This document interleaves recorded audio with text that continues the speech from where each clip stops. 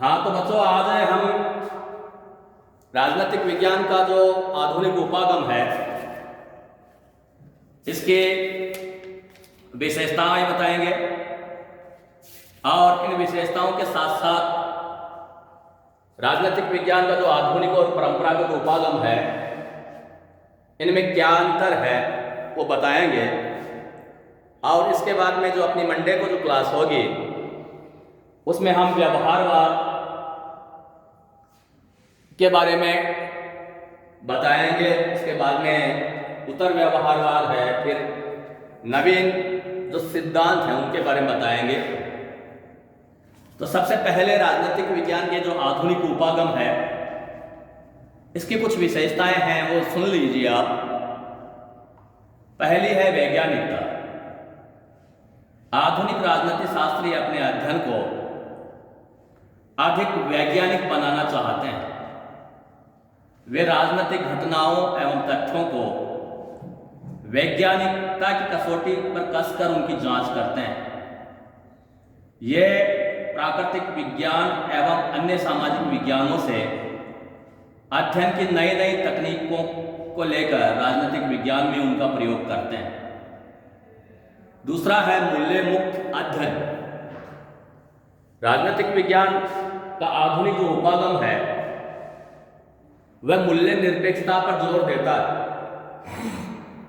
और ये कहता है कि राजनीतिक अनुसंधानकर्ता को अध्ययन और सिद्धांत निर्माण करने के लिए तथ्य और जो मूल्य हैं उनको अलग अलग करना चाहिए। यहाँ मॉडर्न डेमोक्रेसी में लॉर्ड ब्राइट ने जो किताब लिखी थी उसकी शुरुआती जो लाइन है वो इस प्रकार से है कि हमें केवल और केवल तथ्य पर बल देना चाहिए। तीसरी इसकी विशेषता है ये अंतर अनुशासनात्मक अध्ययनों पर बल देता है। अभी मैंने आपको बताया था कि चार्ल्स मॉरियम ने न्यू आस्पेक्ट एक किताब लिखी थी। उसमें ये कहता है कि राजनीतिक विज्ञान को समाज विज्ञान के जो अन्य विषय हैं उनके समीप में ले जाना चाहिए और उनकी अच्छी बातों को ग्रहण करते हुए राजनीतिक विज्ञान का विकास करना चाहिए। क्योंकि हम देखते हैं कि सेकेंड वर्ल्ड वॉर के आसपास समाज विज्ञान के अन्य विषयों में आशातीत वृद्धि हो रही थी। वहाँ नवीन प्रकार की संरचनाओं को खोजा जा रहा था, मगर विकास की इस प्रक्रिया में राजनीतिक विज्ञान पिछड़ गया था। अतः मॉरियम जैसों के नेतृत्व के कारण राजनीतिक विज्ञान को समाज विज्ञान के अन्य विषयों के नज़दीक ले जाया गया और उनकी पद्धतियों को, उनकी अच्छी बातों को ग्रहण करते हुए राजनीतिक विज्ञान का विकास किया जाने लगा। चौथा है पूर्णतः तथा नई राजनीतिक शब्दावली का विकास। आधुनिक राजनीतिक वैज्ञानिक पूर्णतया नई शब्दावली एवं अवधारणाओं का प्रयोग करते हैं। अब राजनीतिक विज्ञान का अध्ययन राजनीतिक विकास, राजनीतिक आधुनिकीकरण, राजनीतिक संस्कृति, राजनीतिक समाजीकरण जैसी नवीन अवधारणाओं के परिप्रेक्ष्य में किया जाने लगा। इन अवधारणाओं के स्पष्ट और निश्चित अर्थ होते हैं। अगला है शोध एवं सिद्धांत में घनिष्ठ संबंध।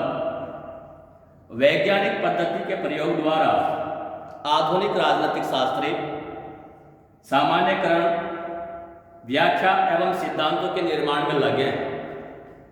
अब सिद्धांत निर्माण कठोर शोध प्रणालियों पर आधारित है। शोध और सिद्धांत अब एक दूसरे के बिना निरर्थक माने जाते हैं। सिद्धांत की प्रक्रिया अब शोधोन्मुखी है। राजनीतिक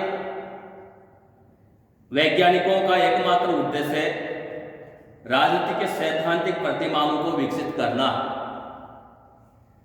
इन अवधारणाओं इसी आधार पर ये राजनीतिक तथ्यों एवं घटनाओं के संबंध में खोज करते हैं एवं उनका विश्लेषण करते हैं। अगला है यथार्थवादी व्यवहार परक अध्ययनों पर बल।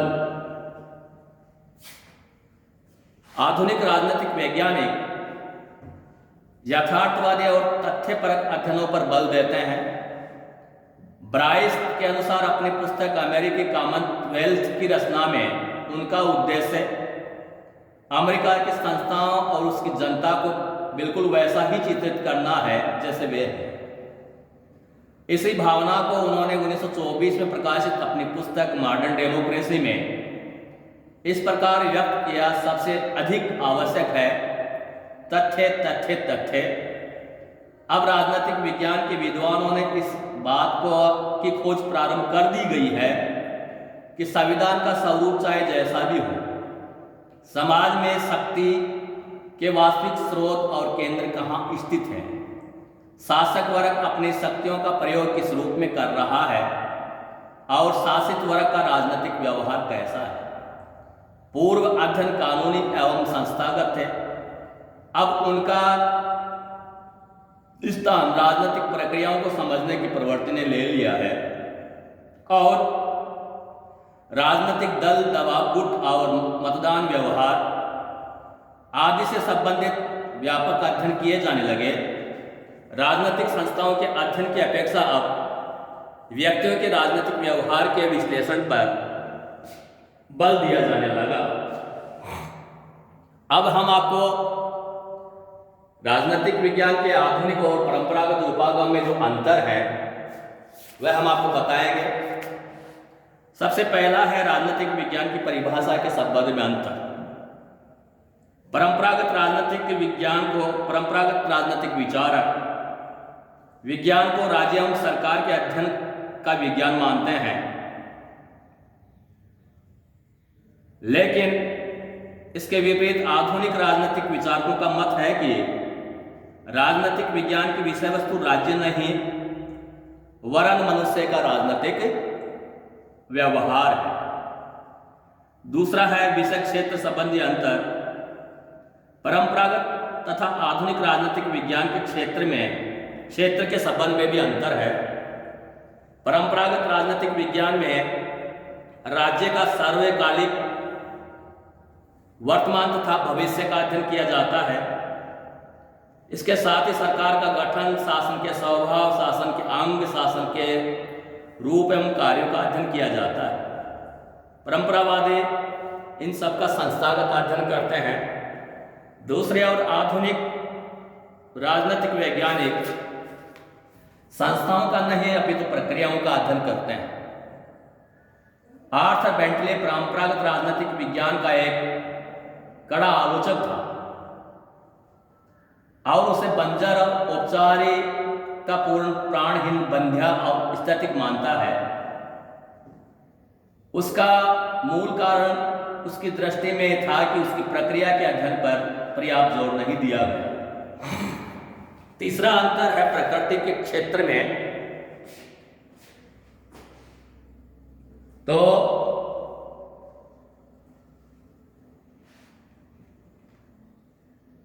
राजनीतिक विज्ञान, परंपरागत राजनीतिक विज्ञान की प्रकृति दार्शनिक है, जबकि आधुनिक राजनीतिक विज्ञान की प्रकृति वैज्ञानिक है। परंपरागत राजनीतिक विचारकों में अनेक ऐसे विचारक हुए हैं जो राजनीतिक विज्ञान को विज्ञान की श्रेणी में नहीं मानते। हेनरी बक्कल का विचार था कि ज्ञान की वर्तमान अवस्था में राजनीतिक विज्ञान को विज्ञान मानना तो दूर, वह कलाओं में भी सबसे पिछड़ी हुई कला है। मगर मोरियम, कैटलिन, लास्वेर, कार्ल डाइच जैसे विचारक वर्षों से ये सिद्ध करने की कोशिश में लगे हैं कि राजनीतिक विज्ञान मूलतः एक विज्ञान है। चौथा अंतर इसमें यह किया जाता है कि अध्ययन पद्धतियों के संबंध में अंतर। परंपरागत राजनीति शास्त्री जिन अध्ययन पद्धतियों का सहारा लेते हैं वे एकदम प्राचीन और अपरिष्कृत हैं। इसमें दार्शनिक पद्धति, ऐतिहासिक पद्धति तथा कानूनी पद्धति आदि का सहारा लिया जाता है। इसके विपरीत आधुनिक राजनीति शास्त्रियों ने आधुनिक उपकरणों के माध्यम से राजनीति के अध्ययन पर बल दिया है। यह मनुष्य के राजनीतिक व्यवहारों तथा उनसे संबंधित अनुभवक सत्यों का विश्लेषण तथा निरूपण करता है। अगला है मूल्यों के संबंध में अंतर। ये बड़ा अंतर है। परंपरागत और आधुनिक राजनीतिक विज्ञान में एक बहुत बड़ा अंतर मूल्यों संबंधी है। परंपरागत राजनीतिक विचार मूल्यों में आस्था रखते हैं, वे आदर्श में तथा नैतिकता में विश्वास रखते हैं। दूसरे और व्यवहारवादी मूल्य निरपेक्षता का दावा करते हैं।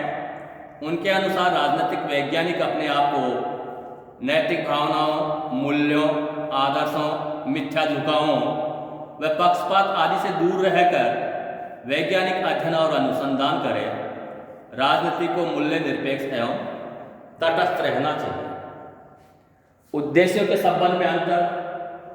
उद्देश्य के आधार पर भी दोनों उपागमों में अंतर किया जाता है। उद्देश्य की दृष्टि से परंपरागत राजनीतिक विज्ञान, परंपरावादियों की मान्यता है कि राजनीतिक विज्ञान का उद्देश्य श्रेष्ठ जीवन की प्राप्ति के लिए प्रयत्न करना तथा व्यक्ति के श्रेष्ठ जीवन के मार्ग को प्रस्तुत करना। लेकिन व्यवहारवादी ये मानते हैं कि राजनीतिक विज्ञान का उद्देश्य ज्ञान के लिए ज्ञान प्राप्त करना है। ये प्रावधानों पर अधिक जोर देते हैं और उस सार वस्तु की उपेक्षा करते हैं जिसके लिए इन उपकरणों को प्रयोग में लाया जाता है।